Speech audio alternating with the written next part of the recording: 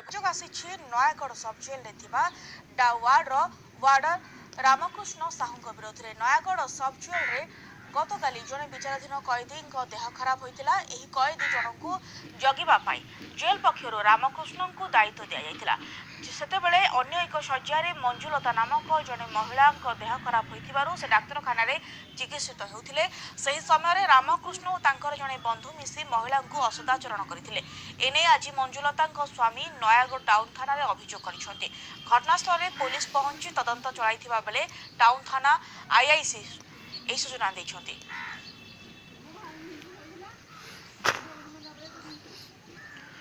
तेज संपर्क में अधिक सूचना फोन लाइन में जोड़ी होती हम प्रतिनिधि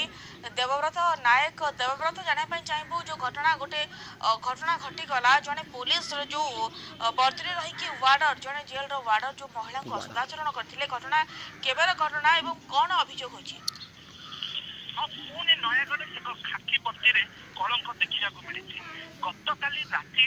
समय जड़े विचाराधीन कैदी देह खराब हो जाता खराब होगा समय जेल पक्षर जड़े वार्डर को जगह जेलर दायित्व देते से वार्डर को नाम हूँ रामकृष्ण साहू से मेडिसिन वार्ड में कैदी जन को विचाराधीन कैदी जन को जगह समय निशाशक्त मद पी जाते मद पी आउ जन बेड्रे आउ जड़े बंचुलता नामक एक महिला जहाँ बयस हूँ 50 वर्ष सी देह खराब असुस्थ हो मेडिकल आसी से भी बेड्रे पड़ना सेन्स नाला प्रथम देहरे मुंडे हाथ मारे देहरे हाथ मारे ये सहित असदाचरण से अभियोग कर स्वामी देखी टाउन थाना अभियोग कर तेबे पुलिस एने किछि पदक्षेप नलानी के पुलिस कोन कहूची पुलिस बर्तमान स्वामी एफआईआर बयान अभियोग बयान टाउन थाना आईआईसी जड़े सब इन्स्पेक्टर को तदंत निर्देश देते तदंत निर्देश बल से जो अभियुक्त थिबा जो वार्डर बर्तमान गिरफ्त कर धरिकी आनी। धन्यवाद देवव्रत आपनकर तमाम सूचना पाई।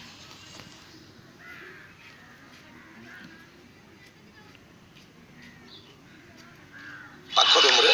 तार ड्यूटी थला जेल वार्डर हमें अभियोग कर सत्यासित प्रमाण ले विशिष्ट कार्यानुष्ठान ग्रहण कले मद पीचु नहीं हां पीचु हां जेल ड्यूटी को ड्यूटी मद पीचु हां ड्यूटी मद हां गतकाली विशेष ट्रिटमेंट होता समय आम जेल वार्डर जड़े वार्डर जे जड़े आसामी को लेकिन ट्रिटमेंट कराते सहित आज जन लोक जाए असाधारण कर समय आज रिपोर्ट होती तदंत करने दायित्व दिया। गंजाम जिला बुगुड़ा